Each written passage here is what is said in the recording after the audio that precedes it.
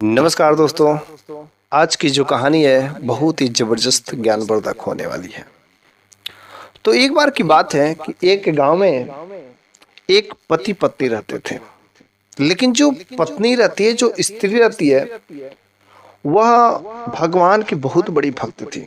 भगवान की भक्ति भाव करने वाली थी। और उसका पति, वह जो दिन भर काम करता था और शाम को थके थके हारा आता था और फिर वह सो जाता था। और वह स्त्री अपने पति का रेख देख रख रखाव खाना बनाने का काम करने के बावजूद वह भगवान पर विश्वास करने वाली और भगवान की भक्ति वहां में लीन रहने वाली थी। उस गांव के सभी लोग यही जानते थे कि वह बहुत ही भगवान के सच्ची भक्त है और भगवान की भक्ति भाव में अक्सर वह लीन रहती थी। इसलिए लोग उसका बड़े मान सम्मान करते थे, बड़ा ही इज्जत भाव करते थे। उसका पति भी अपने पत्नी को बड़ा ही अच्छा मानता था। लेकिन वह स्त्री जो एक बार वह मंदिर में जाती है, एक मंदिर में, और जब उस मंदिर में जाती है तो वहां के पुजारी बाबा ने कहा कि देखो बेटी, तुम जो भी काम करती बहुत ही अच्छा काम करती हो, बहुत ही सुनहरा काम है। भगवान की भक्ति करना कोई जो है बहुत महान कार्य होता है। लेकिन एक कुछ दूरी पर एक लकड़हारे की पत्नी है और वो लकड़हारे की पत्नी वह तुमसे ज्यादा श्रेष्ठ है, वह तुमसे भी ज्यादा बेहतर है और वह तुमसे पहले वह स्वर्ग में जाएगी। उसने कहा, अरे ऐसे कैसे? आखिर वह क्या करती है, कौन सा काम करती है, किस तरीके से क्या करती है, उस चीज को बताइए। उसने कहा कि क्या तुम उससे मिलना चाहती हो? तो उस स्त्री ने कहा, हाँ बाबा, जल्द से बताइए कहाँ पर मिलेगी।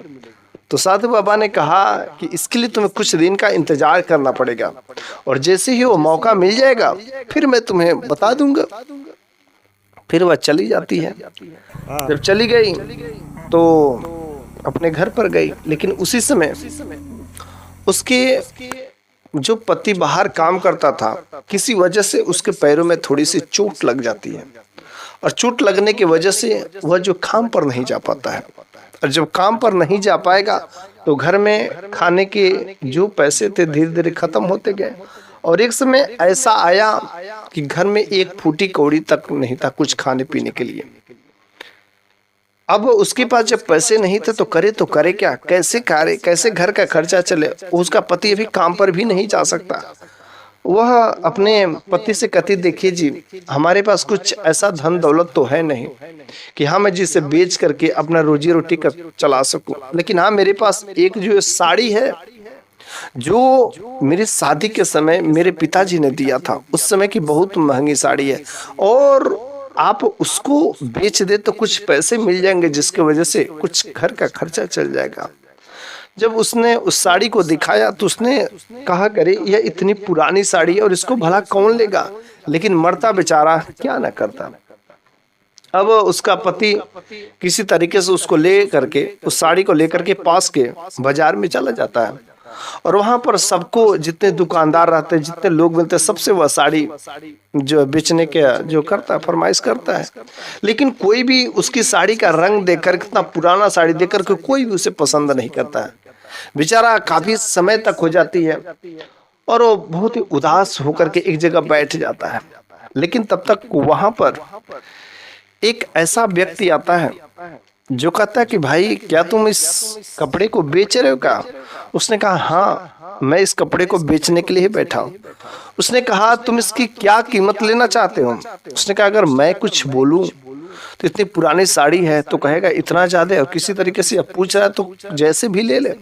उसने कहा, इसके बदले आप जो भी पैसे दे देंगे मैं जो ले लूंगा। उसने कहा, तो मैं इसके 100 रुपया दूंगा, क्या तुम बोलो मंजूर है? वह मन ही मन सोचता हो तो 100 रुपया देने के लिए तैयार है और इसका तो कोई 20 रुपया तक नहीं दे रहा है। ये तो मेरे को अच्छा मौका है कि जल्द से वह 100 रुपया ले ले और दे दे। उसने कहा, ठीक है, मैं दे दूंगा। अब वह 100 रुपया ले लेता है और वह उस कपड़े को उसको दे देता है। अब 100 रुपये को लेकर के वह जो जा रहा था कुछ सब्जियां, खाने पीने की सामग्री खरीदने के लिए, तब तक रास्ते में एक बूढ़ा फकीर रास्ते में बैठा रहता है और वह आकर के इससे कहता है कि भाई साहब, अरे अगर आपके पास कुछ धन दौलत तो कुछ पैसे दीजिए, तो मेरे को बहुत जोर से भूख लगी है, मैं 3 दिनों से भूखा हूँ, मेरे पेट में बहुत देर से भूख के मारे पेट में दर्द हो रहा है। उसने कहा मेरी पत्नी और मैं भी तो भूखा हूँ 3 दिनों से, और फिर लेकिन इस फकीर को मैं दे दूंगा तो मैं अपनी पत्नी को क्या खिलाऊंगा। वो मन ही में सोचता है, लेकिन आखिर में विचार करता है कि नहीं, पहले मैं इस फकीर को खिला दूंगा तभी जो कुछ, मतलब कोई अगर भूखा मिल जाता तो हो सके कुछ कुदरत की ऐसी परीक्षा होती है। और उसने क्या किया, उस फकीर को जितने भी पैसे थे उसका खाना खरीद करके ला करके दिया और वह खा लिया। खाकर उसके पास पैसे नहीं बचे। अब वह बड़ा मन उदास था कि आखिर मैं अपने पत्नी को क्या लेकर के जाऊंगा, पत्नी से मैं क्या कहूंगा, क्या वो कहेगी। फिर वह अभी कुछ ही दूर तो चल रहा होता है, तब तक रास्ते में एक व्यक्ति उसे मिल जाता है जिसके पास में एक बहुत ही सुंदर सा घोड़ा था। उसने कहा सुनो सुनो, एक घोड़े को क्या तुम लोगे। उसने कहा घोड़े को लेंगे, लेकिन मेरे पास तो 1 रुपये भी नहीं है। उसने कहा उधार में ले लो, मेरे को बहुत अर्जेंट है, कहीं पर जाना है, तो मेरे को पैसे बाद में दे देना, लेकिन अभी जो है बस तुम इसको 1000 रुपये में ले लो, जल्द से तुम मेरे को 1000 रुपये बाद में दे देना। उसने कहा अगर मुफ्त में मिल रहा है तो कोई दिक्कत नहीं है। कहा ठीक है, आप मेरे को घोड़े दे दीजिए और मैं आपको बाद में पैसे दे दूंगा। अब वह तुरंत उस घोड़े को लिया और घोड़े को लेकर के फिर से बाजार में चला गया।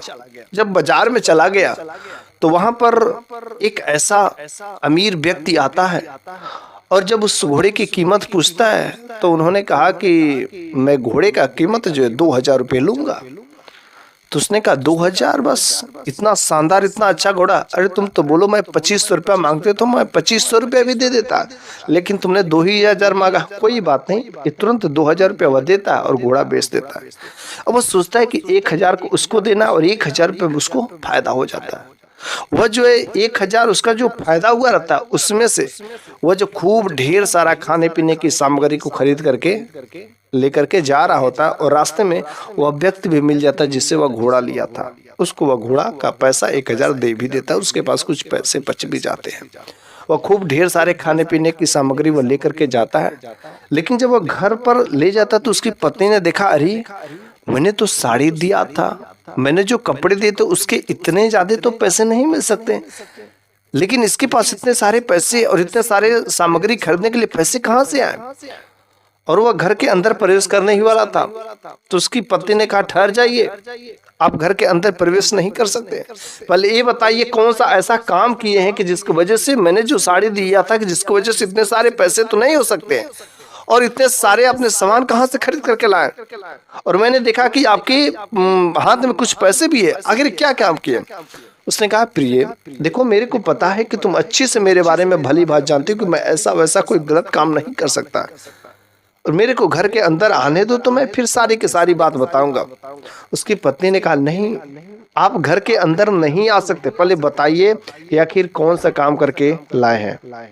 फिर इस घटना के कुछ दिनों के बाद जो वह स्त्री रहती है वो साधु बाबा से मिलने के लिए जाती है, लेकिन जब उस साधु बाबा के पास में जाती है तो साधु बाबा ने कहा कि देखो, कुछ दिन पहले मैंने बताया था कि एक लकड़हारे की पत्नी है जो तुमसे भी ज्यादा वह अच्छी पवित्र नारी है और वह तुमसे पहले वह स्वर्ग में जाएगी।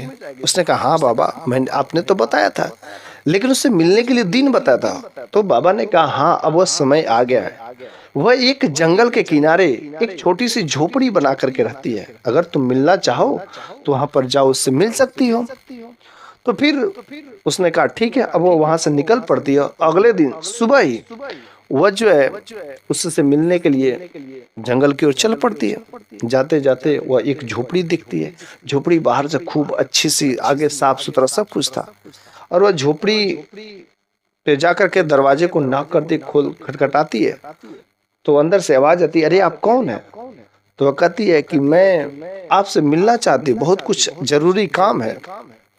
तो उसने कहा कि देखिए, इस समय मेरे अभी पतिदेव घर पर नहीं है, और जब मैं अपने पति से आज्ञा ले लूंगी कि हाँ कि एक औरत आ रही है मुझसे मिलने के लिए, क्या मैं मिल लूं, तब मैं आपसे मिल सकती हूँ, वरना नहीं मिल सकती, कि आप कल आइएगा। उसने कहा ठीक है। अब कल जब जा रही थी उससे मिलने के लिए, तो उसका बड़ा बेटा कहता है कि मम्मी आप ही कहाँ जाती हैं अकेले, और मैं दिन भर खोजता रहता हूँ कि आज मैं भी चलूंगा।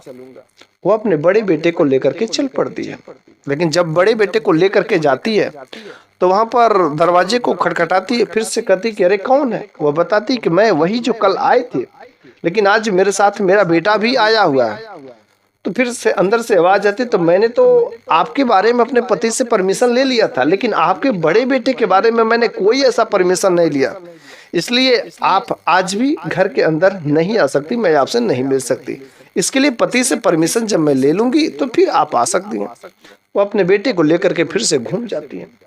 लेकिन जब अगले दिन वह फिर से अपने घर से निकल रही थी तो उसका जो छोटा वाला बेटा था वह आ जाता साथ में। कहता कि मम्मी कल भी चली गई थी, परसों भी चली गई थी, मैं पूरा दिन परेशान था भैया, और आपको मैं ढूंढ रहा था और आप मिल नहीं रही थी, कि आज मैं भी चलूंगा। वो अपने छोटे और बड़े बेटे को लेकर के चल पड़ती है। लेकिन फिर वही हाल, वह बोलती कि परमिशन मैंने ले लिया और आज मैं नहीं मिल सकती।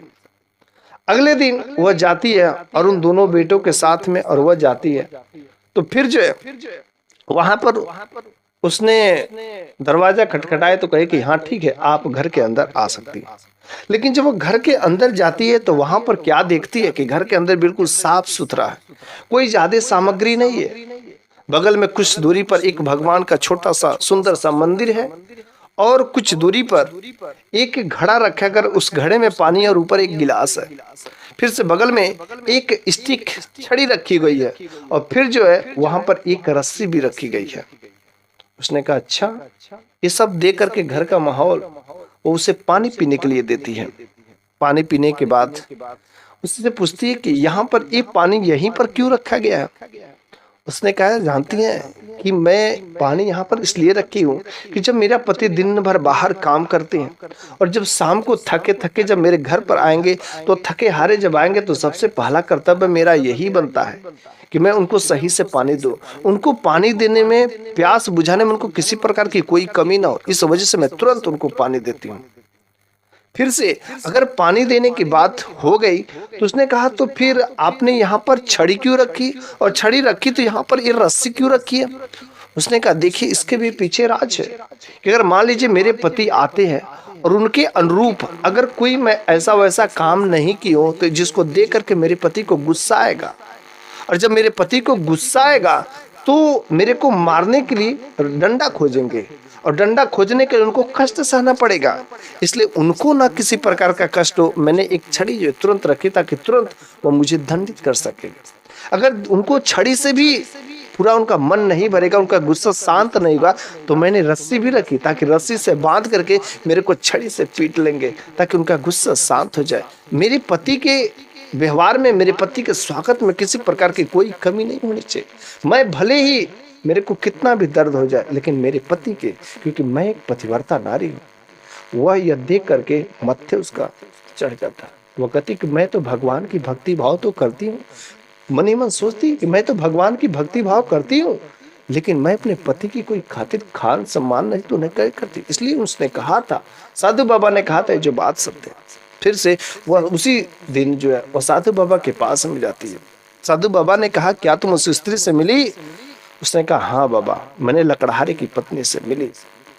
वास्तव में वह पतिव्रता है और मैं पतिव्रता नहीं हूँ। मैं तो अपने पति के उतने जो इज्जत नहीं कर सकती, उतना नहीं किया, लेकिन बाबा अब मैं भी इज्जत करूंगी। साधु बाबा ने कहा इसलिए मैंने तुमसे बोला था, जब तुम स्वर्ग में जाओगी तो तुम घोड़े, जो घोड़ा है उस घोड़े पर सवार होकर के वह आगे जाएगी और तुम पीछे से उसके जाओगे। इसलिए तुम जो है अभी भी समय है, पति की सेवा करो, पति की बात मानो और पतिव्रता बनो। लेकिन चाहे जैसे भी हो, भगवान की सेवा करने के साथ साथ, भगवान की पूजा करने के साथ साथ जो भी स्त्री अपने पति का स्वागत करती है, पतिव्रता का धर्म धारण करती है, उससे महान कोई हो ही नहीं सकता। तो बस मेरे प्यारे सभी दर्शकों, आज की कहानी आपको कैसी लगी है कमेंट बॉक्स में जरूर बताइएगा।